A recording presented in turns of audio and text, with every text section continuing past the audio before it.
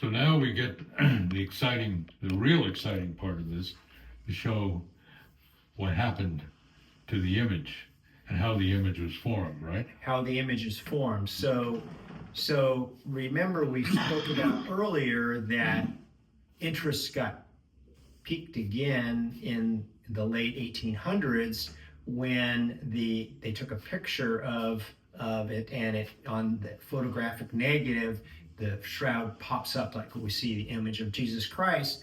And again, remember that this image is the same that we see in all the crucifixes, all the icons, all the mosaics, all those things starting from about the year 600 portray Christ as we see in the Shroud of Turin.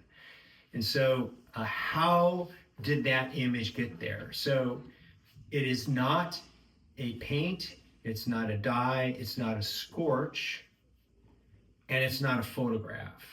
So even though on the photographic negative, you see it pops out, the image pops out, but it's a nuclear image. It's actually related to what we see, it's an MRI, because this image is unique. The only image in the world that which we cannot replicate. It's not made by human hands, right? It's made by supernatural event, because God's in charge of both the material and the immaterial world.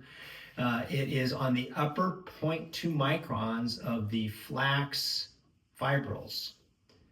And that yellow discoloration that's on those flax fibrils is on the upper 0.2 microns. And there's two theories for how this happens. But the thing to remember about the image itself, it's a perfect, and the reason we call it perfect, it means that every square inch of the body is shown on the shroud. So if you think about it, if you put a sheet over you, right, it'll hit the nose, it'll hit the chin, but every square inch is shown on there. And it's because it's a nuclear image. We'll get into that in a later discussion. But it's a 3D image, and a three-dimensional image, because it's, again, only a nuclear image could do that, and there's two theories for that. So, and the only reason we know it's a 3D image is because, remember, photographs only do 2 dimensions. They do the x-axis and the y-axis. But for the lunar landing, they had to invent a camera, basically, that could take pictures. When they wanted to take pictures of the moon, they wanted to know the height of the mountains, because for the lunar lander to come, in 1969, they had to know the height of the mountains. They didn't just need to know the x and y axis, they had to know the z axis, they had to know the height. And so they invented this, it's called the VP8 analyzer, and it was invented by the Air Force Academy. John Jackson was the inventor of that. And that is, when you use that on the image, on the Shroud of Turin, you get a 3D image. The Shroud of Turin image actually shows bones. It shows the bones of the back. It shows the teeth. You're seeing the bones of the finger. That's why the image itself, and we'll post images in this video. I think it's really important to do that. We'll add some images to this. That shows that it's a 3D image. Again, we can't replicate that with the technology we have today. And so there are two theories currently of how this nuclear image came about. One is from John Jackson again, Professor Jackson again, is that the body became mechanically transparent as Jesus was resurrecting.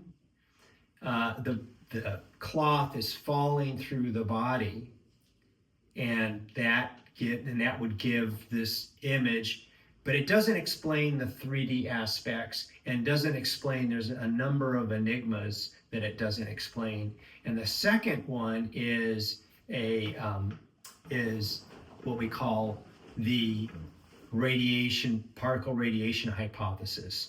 And so the second theory involves that you have approximately 8 octillion atomic nuclei in your body, and they would all have to undergo simultaneous low temperature nuclear degeneration, which again, only God could do that, right? And that would cause the charged particles to get trapped at the end, cause that image to that yellow discoloration, because what's happening is the carbon bonds are being reformed with that nuclear energy, and then the uncharged particles pass all the way through. And that's why you have 3D image, because it's basically a digital image, just like an MRI is measuring electrons. It's measuring that same.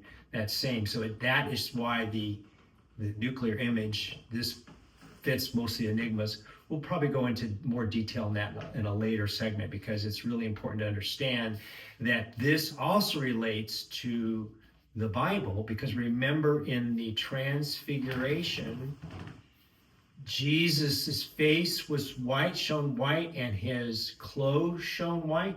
That means the light energy, remember, he is the light of the world, right? That means that light energy is coming from him, not coming from heaven. It's coming from his body. So that's why it's in the Bible, to show it's prefiguring this resurrection. So this again is showing that it was a nuclear event, something we can't replicate today, that this is evidence of the resurrection. And that's why God so loved the world. Not only did he give us his only son, he gave us evidence that we would be able to understand in the 21st century. In the fullness of time, we now understand that this is this is evidence of the resurrection, that our bodies become our bodies are resurrected. And again, his body was glorified and then ascended to heaven. So that really concludes that segment of it, in terms of the resurrection is evidence in the Shroud of Turin.